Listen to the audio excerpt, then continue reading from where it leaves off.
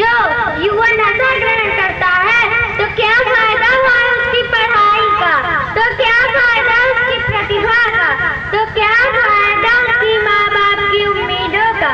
और यह नशा मेरे भाई हर जगह फैल रहा है, यूनिवर्सिटी में भी फैल रहा है। और मुझे सबसे बुरी चीज आजकल के बुजुर्गों में लगती है, जो आजकल के युवाओं के साथ बैठकर गांजा पीते हैं, हुक्का पीते हैं। वे उन्हें मना नहीं करते, वे उन्हें ये नहीं कहते कि बेटा ये गलत चीज है, क्योंकि शुरुआत तो इस नशे से ही होती है, शुरुआत तो इस गांजे से ही होती है। तो मैं उन बुजुर्गों से हाथ जोड़कर ये प्रार्थना करती हूँ कि आप अपने बच्चों को अच्छे संस्कार दीजिए, ताकि वह पढ़ लिखकर आपका नाम रोशन कर सके। जो आपने सादा जीवन जिया इसके लाभ बताइए, वरना मैं भी आपको एक बात बता देना चाहती हूँ, अगर यही हालात रहे तो बाप से डरने वाली आखिरी नस्ल और औलाद से डरने वाली पहली होगी, और औलाद से डरने वाली पहली होगी।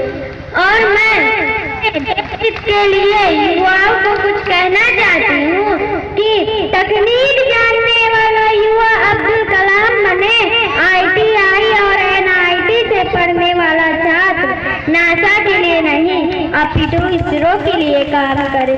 हम क्रिकेट, हॉकी, कबड्डी खेले तो भारत के लिए खेले। यदि कोई हेमा दास दौड़कर नारी शक्ति का उदाहरण देते हुए स्वर्ण जीते तो वह भारत के लिए जीते। हमारे देश का युवा आगे आए और देश के लिए नीरज चोपड़ा जैसे भाला फेंके, रचनाएं ऐसी रची जाए कि साहित्य का नोबेल भारत को प्राप्त हो। हम शिष्टाचार यूं अपनाए कि जापान से पहले भारत का नाम हो, कि जापान से पहले भारत का नाम हो। और मैं यही कहना चाहती हूँ कि आप नशे को छोड़ के अपने देश का गौरव बढ़ाएं। जो युवा दौड़ सकता है वह दौड़े, जो चल सकता है वो चले, और जो रेंग सकता है वो रेंगे, परंतु अपने कर्तव्य का निर्वहन अवश्य करे, जो सिंह के भारतीय नेतृत्व की क्षमता रखे, क्योंकि मंजिल उन्हीं को मिलती है जिनके सपनों में